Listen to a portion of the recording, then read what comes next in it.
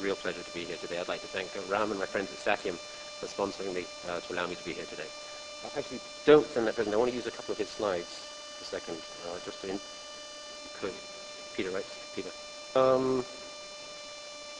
I'm going to spend a lot of my presentation in the control function 7. Oh, it is up there, fine.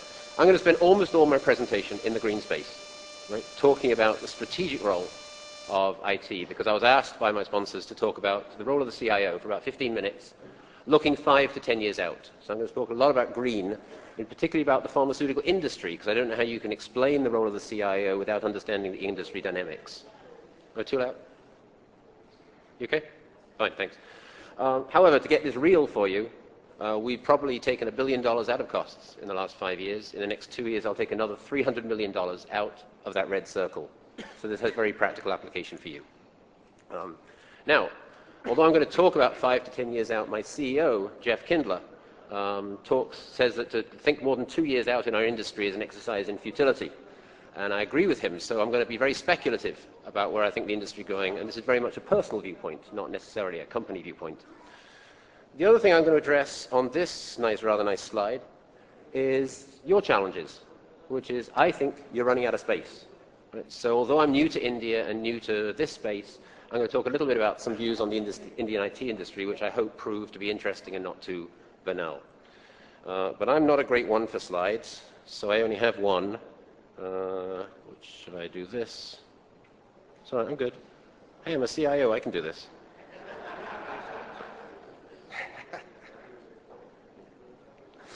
There we go. I only have one slide, just as a backdrop while I talk. Okay, the pharmaceutical industry first. The pharmaceutical industry has been very attractive for a very long time. Right? And although the risks of developing products have always been high in our industry, the returns have been phenomenal. We've had very high intellectual property barriers. It's been tough to get in because of regulations. And the customers have been very fragmented with no power to drive payments. So it's been an industry that even a single blockbuster could sustain a company across a decade. Very nice place to be.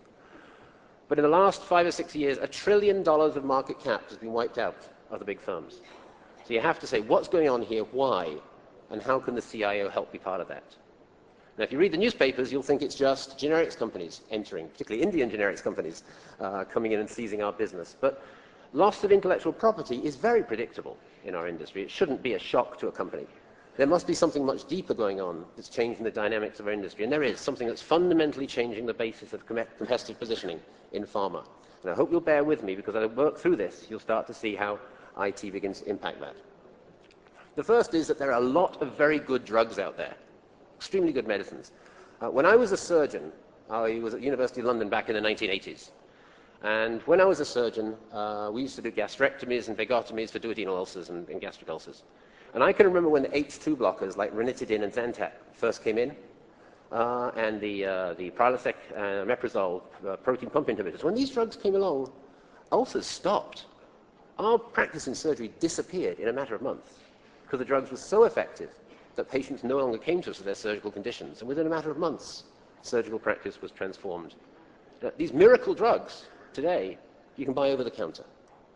And our problem in pharmaceuticals is we have a huge installed base of very good products that it's hard to beat. Because if you want to get in the market, they've got to be better and they've got to be safer than they are today. And that's a real challenge. You could say the same is true of storage and stuff, but the point is storage requirements, processor requirements are always increasing in IT, whereas an ulcer is an ulcer is an ulcer. So it's very, very hard to introduce new products.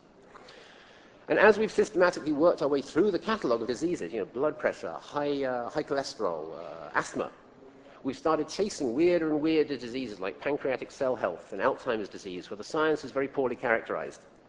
And as a result of that, we've moved higher up the risk curve.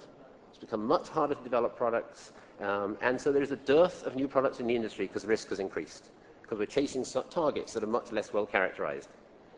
And of course, finally, because drugs work, pharmaceutical bills, people take them, and the bills have gone up, so people have become much more focused on the costs of drugs. And our customers have become much, much better at shifting costs to the customer, the consumer, the patient, in the form of co-pays and other things, and also at comparing drug against drug to really determine for themselves what the value of our products are. So we've had a lot of cost containment with volume restriction, pricing restriction, which has led to restriction of profitability. So those three things, first of all, the installed base, the trouble differentiating, and the consumer reaction have really changed the nature of pharmaceutical in deep and fundamental ways. Excuse me. Now, during this period, IT at Pfizer developed in a very ad hoc way. We developed systems and put them on servers and put them in the data center, all happened in a very ad hoc way by accretion. And so we're left today with we were left with a very complex mix of servers, applications, operating systems that were becoming increasingly reliable. So that back then, and back then is 5-10 years ago, we thought we needed to own assets to make them reliable. We thought we had to have things in our own data centers, and we had many of them around the world.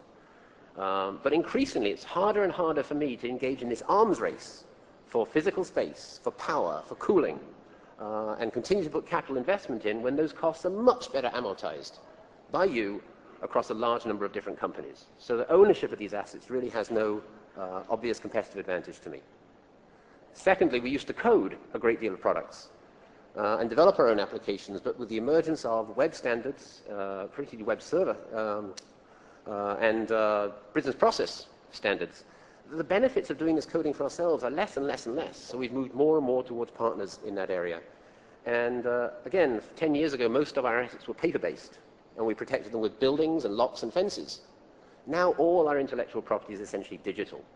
And so although the business still values what they get out of data, and they still value the synchronization of business processes that we provide, they want what's in the buildings. They don't necessarily want the buildings or the hard assets on their own books. So we're moving a long way from managing IT towards thinking about how we can generate new value with the business. A huge fundamental transformation associated with the change in the industry itself. Now, as I look at where the industry is going, let me just take an aside on you guys. With this year, we are probably looking to move maybe 2,000 applications to India in 1 year. Because of the service you provide. It is phenomenal what you have done in India. The building the infrastructure, the capabilities, the reliability is stunning. And what we really respect is the way you train, acculturate, and provide not just jobs, but careers to people. I think it's an amazing what you've done. There is a great risk, which I think was characterized by that S-curve Peter showed, which is, guys, you're running out of space. We in Pfizer have gone through a very painful transition, moving our services from here at Pfizer to a virtual place called there. And there can be anywhere. It can be you, or you, or you, and it doesn't even have to be in India. So I think one of the challenges you face is you're driving yourselves down a commodity curve where it's hard for you to differentiate yourself on value. You're basically differentiating on cost, and very few of you will win that game. I'll come back to that at the end of my presentation. So where's the industry going? I'm increasingly confident in pharmaceuticals that true differentiation will be recognized and valued, and there'll be a recovery of the industry. And I see this occurring in 3 different classes of products. The first is that true business innovation which is unique benefits for patients, such as a cure for Alzheimer's disease, or something that truly stops dementia, or something that prevents pancreatic cells from dying and stops diabetes. Those unique innovations will always be recognized. But it'll be no more than a quarter of our industry. It'll be the last stand, I think, of traditional pharmaceuticals, because right now every biotech company, every venture capitalist, every scientist with a good idea is rushing to create antibodies or rushing to create a cancer drug or some of these high-margin areas. And as the capital pours in, the market will get fragmented. There will be fewer and fewer blockbusters, more and more smaller drugs.